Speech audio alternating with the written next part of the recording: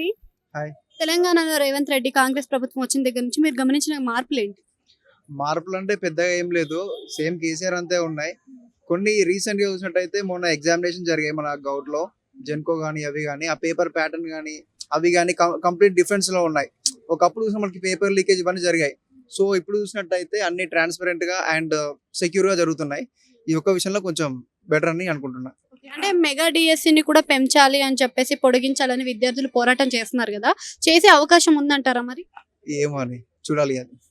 అంటే ఇప్పుడు job calendars కానీ ఇంతవరకు ఏది చేయలేదు. ఆయన అధికారంలోకి వచ్చినప్పటి నుంచి అన్నీ చేస్తాను, అమల్లోకి తెస్తాను అని చెప్పి హామీల మీద హామీలు ఇచ్చుకుంటూ పోయాడు. మరి చేయగలిగే అంత సత్తా ఉందంటారా మరి రేవంత్ రెడ్డి? అది చూడాలండి. మొన్నటి వరకైతే ఇస్తానని హామీలిచ్చాడు. దానికి తగ్గట్టే మనకి ఇది మహిళలకు గాని, వీటికి వాళ్ళకి మాత్రం మనకి ఫ్రీ బస్సులు అలొకేట్ చేశాడు.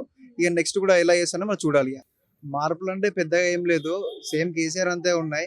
కొన్ని రీసెంట్‌గా చూసినట్టయితే మొన్న ఎగ్జామినేషన్ జరిగాయి మన గౌట్‌లో. జెన్‌కో గాని, అవి గాని, ఆ పేపర్ ప్యాటర్న్ గాని, అవి గాని కంప్లీట్ డిఫరెన్స్‌లో ఉన్నాయి. ఒకప్పుడు చూసిన మనకి పేపర్ లీకేజ్ ఇవన్నీ జరిగాయి. సో, ఇప్పుడు చూసినట్టయితే అన్నీ ట్రాన్స్‌పరెంట్‌గా అండ్ సెక్యూర్‌గా జరుగుతున్నాయి. ఈ ఒక్క విషయంలో కొంచెం బెటర్ అని అనుకుంటున్నా. అంటే మెగా డిఎస్సిని కూడా పెంచాలి అని చెప్పేసి పొడిగించాలని విద్యార్థులు పోరాటం చేస్తున్నారు గదా! చేసే అవకాశం ఉందంటారా మరి? ఏమో అని చూడాలి అది.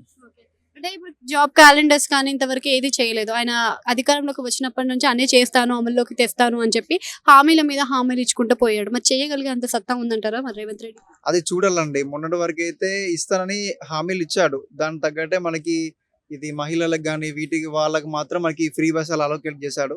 ఇక నెక్స్ట్ కూడా ఎలా చేస్తాడో మనం చూడాలి ఇగ.